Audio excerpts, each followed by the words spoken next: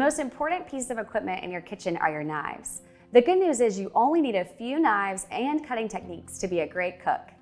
Slicing is a common cutting technique. Depending on the food that you need to slice, you may have to use a variety of knives. Bread is an item that you may have to slice. To do this, you want to grab your serrated knife. This is the knife that has a saw-like blade to it.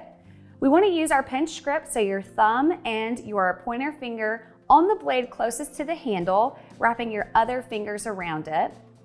For bread, we actually want to not push down like you would if you were chopping or dicing. We actually want to use this saw to our advantage, and we want to pull and push the knife through the product.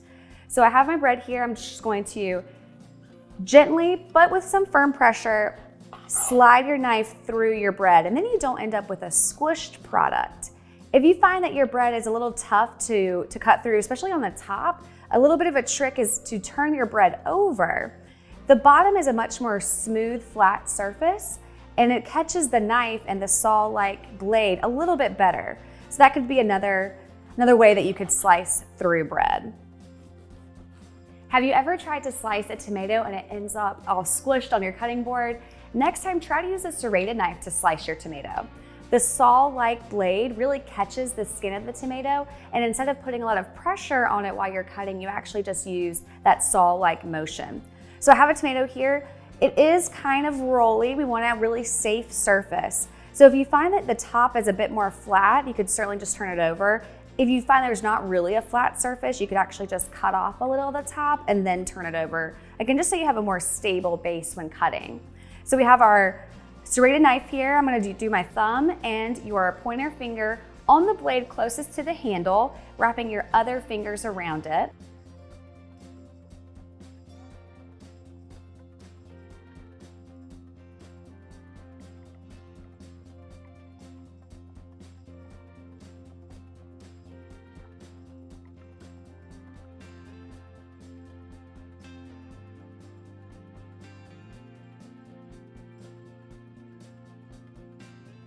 To slice small items like strawberries, we actually want to use a paring knife.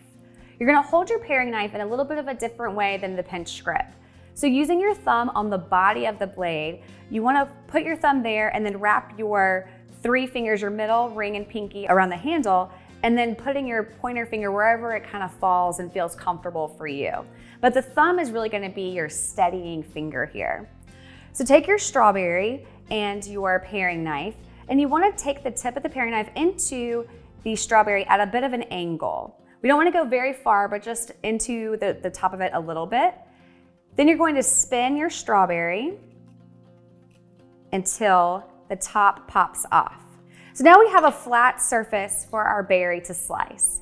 So taking the berry on that flat surface, turn it over. We are going to go back to our pinch grip. So we have our thumb on the blade, but close to the handle, our pointer finger the same on the other side, pinching, other fingers wrapped around the knife.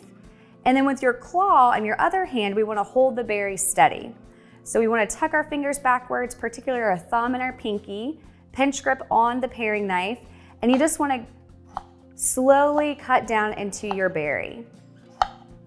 When you find that you're getting towards the end and it's a little wobbly, you can just turn your berry over and slice this way. Give you a little bit more of a steady surface. So slicing, you might want to turn it over and then hit it with a final slice. And then you have sliced berries. Having the right knives and knowing how to properly use them will help you to become more confident in the kitchen.